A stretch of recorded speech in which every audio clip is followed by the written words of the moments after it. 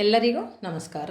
ನಾನು ಈ ವಿಡಿಯೋದಲ್ಲಿ ಪ್ರಥಮ ಭಾಷೆ ಕನ್ನಡಕ್ಕೆ ಸಂಬಂಧಪಟ್ಟ ಹಾಗೆ 10ನೇ ತರಗತಿಯ ವಿದ್ಯಾರ್ಥಿಗಳಿಗೆ ಅನುಕೂಲ ಆಗುವ ಹಾಗೆ ಸಾಫಲ್ಯ ಪರೀಕ್ಷೆಯ ಮಾದರಿ ಪ್ರಶ್ನೆ ಪತ್ರಿಕೆ ಮತ್ತು ಉತ್ತರಗಳನ್ನು ಅಪ್ಲೋಡ್ ಮಾಡ್ತಾ ಇದ್ದೀನಿ. ಎಲ್ಲರೂ ಇದರ ಸದುಪಯೋಗವನ್ನು ಪಡ್ಕೋಬೇಕು ಅನ್ನುವಂಥದ್ದೇ ನನ್ನ ಆಶಯ ಆಗಿದೆ. ಸಾಮರ್ಥ್ಯ 1. ಶಿಕ್ಷಕರು ಹೇಳಿದ ವಾಕ್ಯಗಳನ್ನು ಸೂಕ್ತ ಲೇಖನ ಚಿಹ್ನೆಗಳೊಂದಿಗೆ ಉಕ್ತ ಲೇಖನ ಬರೆಯಿರಿ. ಮಾದರಿಯನ್ನು ಗಮನಿಸ್ಕೊಳ್ಳಿ. ಇಲ್ಲಿ ಸೂಕ್ತ ಲೇಖನ ಚಿಹ್ನೆಯನ್ನು ಕೂಡ ನಾನು ಹಾಕಿದ್ದೀನಿ.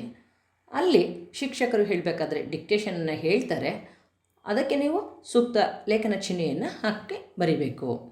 ಸಿಟ್ಟಿನಿಂದ ತಿಪ್ಪಣ್ಣ ಖುದ್ದು ಹೋದ. ಕಾಶಿಮಲಿಯನ್ನು ಬಿಟ್ಟು ಇವಳನ್ನೇ ಯಾಕೆ ಕೊಲ್ಲಬಾರದೆನಿಸಿತು ಅವನಿಗೆ. ಈಗ ಅಪರಾತ್ರಿ ಎಲ್ಲಿಗೆ ಹೋಗಬೇಕು? ಬರುವಾಗ ಯಾರೋ ಹಿಂದೆ ಬಂದಿದ್ದಾರೆ ಅನ್ನಿಸಿತ್ತು. ಚೀಟಿ ಪಾಟಿ ಚಿಲ್ಲವಾರ ದಾಟಿ ಅಂಕುಡೊಂಕು ಅನ್ನುವಂತೆ ಯಾವುದೋ ಓಣಿ ಹಾದು ಸುತ್ತು ಹಾಕಿಕೊಂಡು ತಿಪ್ಪಣ್ಣ ಬಂದಿದ್ದ. ಇಲ್ಲಿ ನೋಡಿದರೆ ಈ ಸ್ಥಿತಿ. ಸಾಮರ್ಥ್ಯ 2. ಗದ್ಯ ಭಾಗವನ್ನು ಓದಿಕೊಂಡು ಕೊಟ್ಟಿರುವ ಪ್ರಶ್ನೆಗಳಿಗೆ ಉತ್ತರಿಸಿ. ಮಾದರಿಯನ್ನು ಗಮನಿಸ್ಕೊಳ್ಳಿ. ರಾಧಾಕೃಷ್ಣನ್ ಅವರ ಬಹುಮುಖ ಪ್ರತಿಭೆಯನ್ನು ಹತ್ತಿರದಿಂದ ಬಲ್ಲವರಾಗಿದ್ದ ನೆಹರು ಅವರು ಇವರನ್ನು ಮಾಸ್ಕೋದಲ್ಲಿ ಭಾರತದ ರಾಯಭಾರಿಯಾಗಿ ನೇಮಿಸಿದರು. ರಷ್ಯಾದ ಅಧ್ಯಕ್ಷರಾಗಿದ್ದ ಸ್ಟಾಲಿನ್ ಅವರ ಸ್ನೇಹ ಸೌಹಾರ್ದಗಳ ಭೇಟಿ ಫಲಪ್ರದವಾಗಿ ಉಭಯ ದೇಶಗಳ ಬಾಂಧವ್ಯ ವೃದ್ಧಿಸಿತು. ಇದರಿಂದ ಸಂತಸಗೊಂಡ ನೆಹರು ಅವರು ರಾಧಾಕೃಷ್ಣನ್ ಅವರನ್ನು ಮೆಚ್ಚಿ ಪ್ರಶಂಸಿಸಿದರು. ಅನಂತರ ಇವರನ್ನು ಭಾರತದ ಉಪರಾಷ್ಟ್ರಪತಿ ಸ್ಥಾನಕ್ಕೆ ನಾಮಕರಣ ಮಾಡಲಾಯಿತು. 2 ಬಾರಿ ಉಪರಾಷ್ಟ್ರಪತಿಗಳಾಗಿ ರಾಷ್ಟ್ರಕ್ಕೆ ಅನುಪಮ ಸೇವೆ ಸಲ್ಲಿಸಿದರು. ಈ ಅವಧಿಯಲ್ಲಿ ಹಲವಾರು ರಾಷ್ಟ್ರಗಳಿಗೆ ಭೇಟಿ ನೀಡಿ ಅಂತಾರಾಷ್ಟ್ರೀಯ ಮಟ್ಟದಲ್ಲಿ ಶಾಂತಿ ಸೌಹಾರ್ದವನ್ನು ಕಾಪಾಡುವಲ್ಲಿ ಯಶಸ್ವಿಯಾದರು. ಇವರ ಪ್ರವಾಸದ ಉದ್ದೇಶ ಭಾರತೀಯ ಜೀವನ, ಸಂಸ್ಕೃತಿ, ಚಿಂತನೆ ಮತ್ತು ಮಾನವ ಧರ್ಮವನ್ನು ಪ್ರಚಾರ ಮಾಡುವುದಾದ್ದರಿಂದ ವಿಶ್ವದ ಬುದ್ಧಿವಂತರ ಮೆಚ್ಚುಗೆ ಗಳಿಸಿದರು. ವಿಶ್ವದೆಲ್ಲೆಡೆಗಳಿಂದ ಶ್ಲಾಘಿಸಲ್ಪಟ್ಟ ಇವರನ್ನು ಪದವಿ ಹಾಗೂ ಹುದ್ದೆ ಅನಾಯಾಸವಾಗಿ ಹಂತ ಹಂತವಾಗಿ ಅರಸಿ ಬಂದವು. ಉಪರಾಷ್ಟ್ರಪತಿಯ ಸೇವೆಯನ್ನು ಯಶಸ್ವಿಯಾಗಿ ನಿರ್ವಹಿಸಿದ ಅನಂತರ ರಾಷ್ಟ್ರಪತಿ ಸ್ಥಾನಕ್ಕೆ ಸರ್ವಾನುಮತದಿಂದ ನಾಮಕರಣ ಮಾಡಲಾಯಿತು.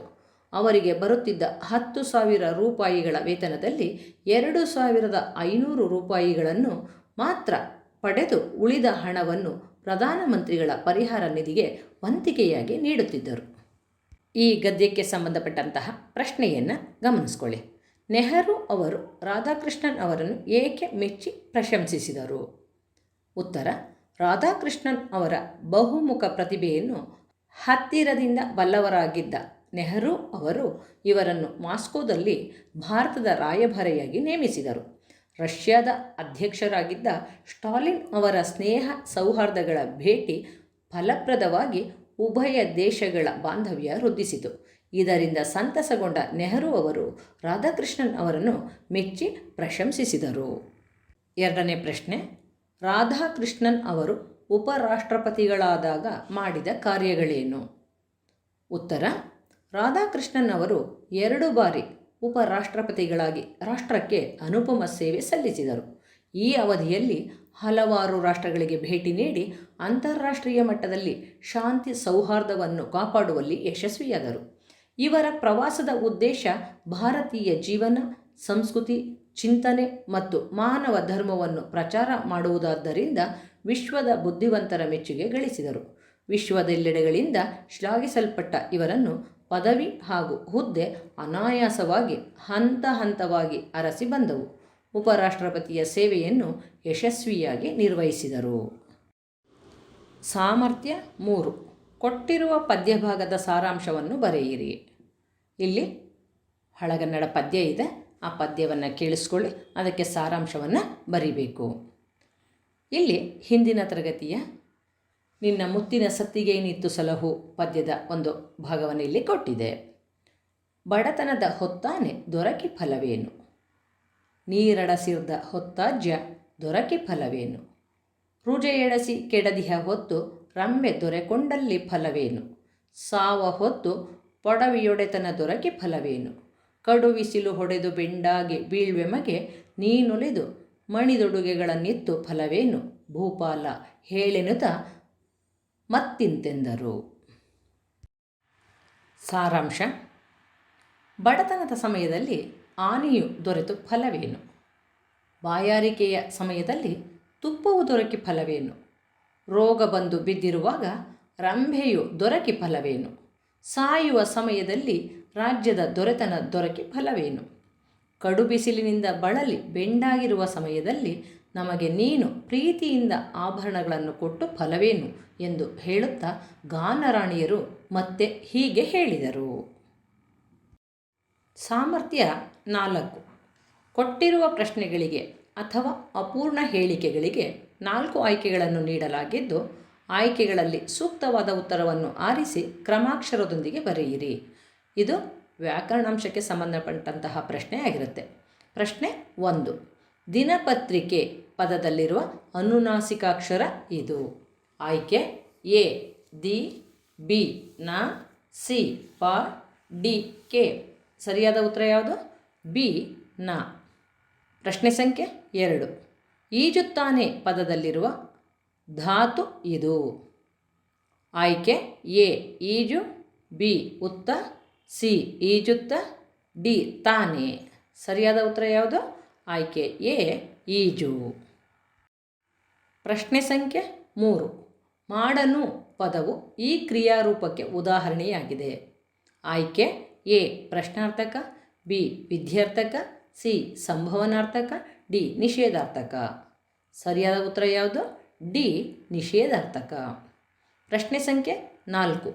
ಶರಣರ ದೆಸೆಯಿಂದ ಪದವು ಈ ವಿಭಕ್ತಿಗೆ ಉದಾಹರಣೆಯಾಗಿದೆ.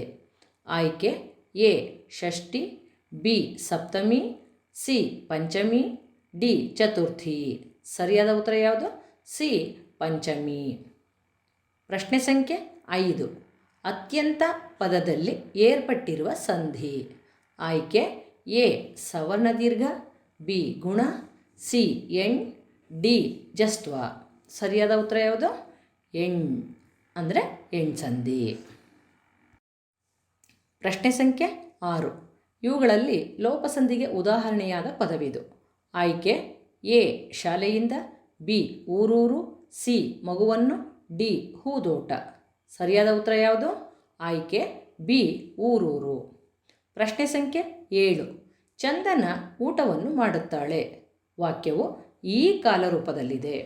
ಆಯ್ಕೆ ಎ ಭವಿಷ್ಯತ್ಕಾಲ, ಬಿ ವರ್ತಮಾನ ಕಾಲ, ಸಿ ಭೂತಕಾಲ, ಡಿ ಭೂತವರ್ತಕಾಲ. ಸರಿಯಾದ ಉತ್ತರ ಯಾವುದು? ಆಯ್ಕೆ ಬಿ ವರ್ತಮಾನ ಕಾಲ. ಪ್ರಶ್ನೆ ಸಂಖ್ಯೆ 8. ಮುಕ್ಕಣ್ಣು ಪದವು ಈ ಸಮಾಸಕ್ಕೆ ಉದಾಹರಣೆಯಾಗಿದೆ. ಆಯ್ಕೆ A Tatpurusha, B ಕರ್ಮಧಾರೆಯ, C ದ್ವಿಗು, D ಅಂಶಿ. ಸರಿಯಾದ ಉತ್ತರ ಯಾವುದು? ಸಿ ದ್ವಿಗು. ಪ್ರಶ್ನೆ ಸಂಖ್ಯೆ 9. ಕಂದ ಪದ್ಯದಲ್ಲಿರುವ ಮಾತ್ರೆಗಳ ಸಂಖ್ಯೆ. ಆಯ್ಕೆ ಎ 64, ಬಿ 102, ಸಿ 144, ಡಿ 110. ಸರಿಯಾದ ಉತ್ತರ ಯಾವುದು? ಆಯ್ಕೆ ಎ 64.